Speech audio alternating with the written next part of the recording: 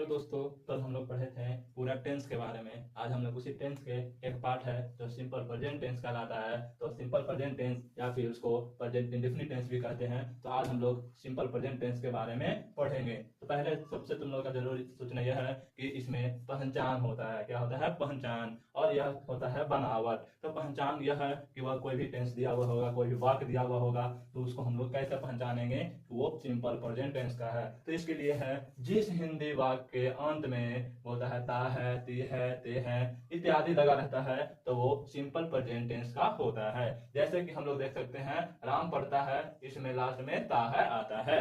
अब आते हैं बनावट। और बनावट क्या है? तो बनावट बोलता है इसके बनाने का 4 नियम है। बनाने का कितना नियम है? 4 नियम है। पहला नियम अफर्मेटिव होता है। क्या होता है? अफर्मेटिव होता है, जो कि क्या है? तो सब्जेक्ट प्लस V1 या V5 plus object. Subject plus V1 या V5 प्लस ऑब्जेक्ट होता है। जैसे कि हम लोग बना सकते हैं राम रीड्स। अब इसमें बात आता है कि V1 किसके साथ लगेगा और V5 किसके साथ लगेगा। तो सबसे पहले कि V1 क्या है? तो V1 है जो वर्ब फॉर्म का पहला रूप है और V5 है जो वर्ब फॉर्म का 5वां रूप है। अब आते हैं इसमें कि किसके साथ V1 लगेगा और किसके साथ V5 लगेगा। इसके पहले आप लोग ये जानना जरूरी है कि पर्सन। तो पर्सन क्या होते हैं? पर्सन 3 होते हैं, फर्स्ट पर्सन, सेकंड पर्सन और थर्ड पर्सन। अब आते हैं नंबर। एक सिंगुलर नंबर होता है और एक प्लूरल नंबर होता है। अब आते हैं फर्स्ट पर्सन के सिंगुलर नंबर को हम लोग आई बोलते हैं और फर्स्ट पर्सन के प्लूरल नंबर को वी बोलते हैं। अब सेकंड पर्सन के सिंगुलर नंबर को यू और प्लूरल को भी हम लोग यू ही बोलते हैं। अब थर्ड पर्सन में ही, शी, इट और कोई एक नाम को बोला जाता है। अब आते हैं आगे हम लोग प्लूरल में। थर्ड पर्सन का प्लूरल क्या है? तो और नेम्स होता है, दे और नेम्स होता है,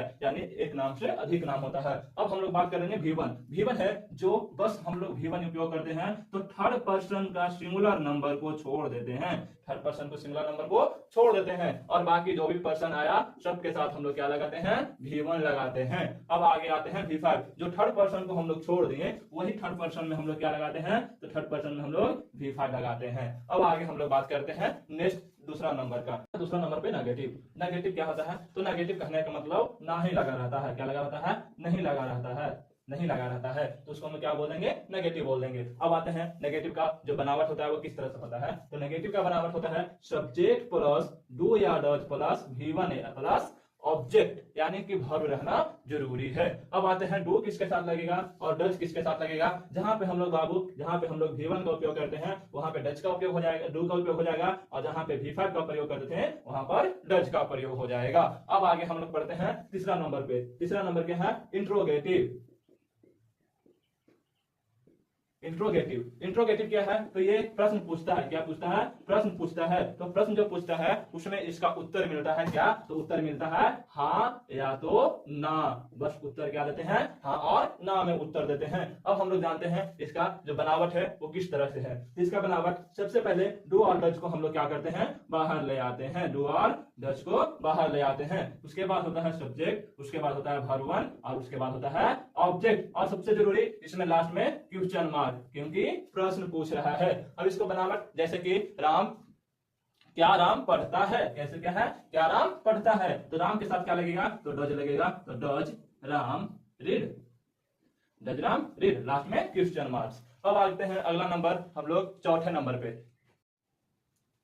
चौथा नंबर क्या है? तो चौथा नंबर है WH सेंटेंस। WH सेंटेंस क्या है? तो WH सेंटेंस WH क्यों कहते हैं? तो WH हम लोग इसलिए कहते हैं क्योंकि WH से व्हाट, व्हाई, वेयर, हाउ, यानी जितना भी प्रश्न पूछने वाला होता है सब शुरुआत में क्या होता है? WH से होता है, इसलिए इसको हम लोग WH सेंटेंस कहते हैं। ये भी एक तरह से प्रश्न पूछने का ही है, लेकिन इसमें पूरी उत्तर मिलता है। अब आते हैं इसका बनावट। बनावट क्या है? तो इसका बनावट होता है सबसे पहले WH है तो WH होता है, उसके बाद जो हम लोग इंट्रोगेटिव में पढ़े वही आ जाता है। तो WH प्लस डू या does plus V1 plus not.